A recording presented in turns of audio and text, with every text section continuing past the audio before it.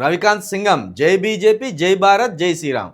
జై బీజేపీ జై భారత్. సరే ఇక్కడ దాకా బాగానే ఉన్నది. ఇప్పుడు నా ఆసంటోళ్ళు జై జయ హరహర మహాదేవ అంటాం తప్ప, మీరు చెప్పిన జై శ్రీరామే అనాలా?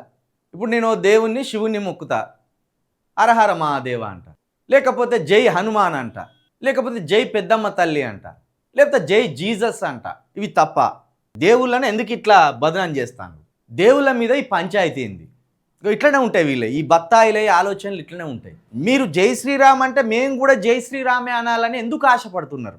మేము జై హనుమాన్ అంటాం, లేకపోతే జై శివ అంటాం, లేకపోతే జై వెంకటేశ్వర స్వామి అంటాం, లేకపోతే జై జీసస్ అంటాం. మా ఇష్టాలను కూడా మీరు అర్థం చేసుకోవాలి కదా, మా విశ్వాసాలను కూడా మీరు అర్థం చేసుకోవాలి కదా. మీరు జై శ్రీరామ్ అనండి, మాకు బాధ ఏం లేదు.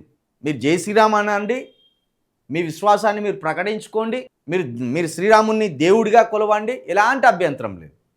కానీ శ్రీరాముని పేరుతోటి మొత్తం మనుషులను డిస్టర్బ్ చేస్తూ, వ్యవస్థను డిస్టర్బ్ చేస్తూ, సమాజంలో ఒక అలజడి క్రియేట్ చేయాలని చూస్తే మాత్రం అది తప్పు. అయినా రాజకీయాలు చేసేటోళ్లకు దేవుళ్ళతోటి రాజకీయాలు చేసుడు ఏందే?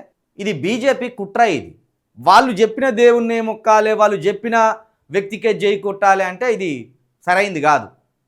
మొన్న చూసిండు కదా ట్రైన్లో, హౌరా ఎక్స్ప్రెస్లో ఎవరో ఒకరిద్దరు నాన్ వెజ్ తినారని మొత్తం ట్రైన్లోనే నాన్ వెజ్ బంద్ చేసిండు.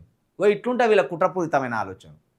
ఇప్పుడు క్రిస్టియన్ అయినే జై జీసస్ అంటాడు, ముస్లిం అయినే జై హల్లా అంటాడు, హిందువులు మనకు ఆల్రెడీ కోటాను కోట్ల దేవతలు ఉన్నారు. కొందరు సత్యసాయిబాబా, కొందరు సాయిబాబాను మొక్కుతారు. ఇప్పుడు నిన్నటి మొన్నట్టుండిగా సాయిబాబా మన దేవుడు కాదంటాను. ఒకసారి సాయిబాబాను ముట్టుకొని చూస్తారు. సాయిబాబాను అత్యధికంగా ఆరాధించేది మన హిందువులే.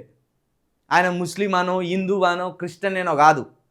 ఆయన బోధనలు ఎక్కడనో నచ్చినాయి ప్రజలకు, ఆయన బోధనలు నచ్చినాయి, ఆయనను ఆరాధిస్తున్నారు. బాధ ఏంది? గుళ్ళు కట్టిండ్రు కదా మరి సాయిబాబా గారికి. మన హిందూ స్ట్రక్చర్లోనే ఉంటాయి కదా సాయిబాబా గుడి.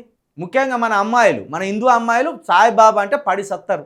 అన్ని విద్వేషపూరితం, విషపూరితం, చండాలమైన ఆలోచనలు. చొరబడి ఎలా కనబడితే అలా చొరబడి జై శ్రీరామ్ అని.